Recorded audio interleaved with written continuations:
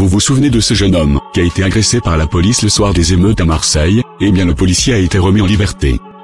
Alors que beaucoup de personnes attendaient le verdict par rapport à ce qu'a subi Eddie, la réponse est tombée, et le policier auteur du tir sur Eddie a été remis en liberté, alors que les vidéos de caméras de surveillance avaient bien identifié le policier.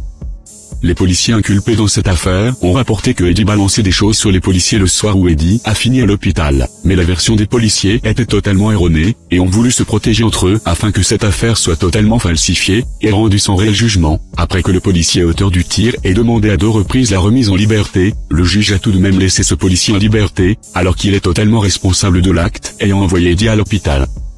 Nous ignorons pourquoi en France la justice ne fait pas le moindre effort pour juger et réellement condamner des policiers coupables, mais ce qui est sûr c'est qu'il est impossible pour la justice de mettre des policiers en prison, car les flics se protègent entre eux, et si les policiers se mettent tous en grève, eh bien le gouvernement n'a plus pion, les policiers, pour les protéger en cas de révolte, de la part des citoyens français.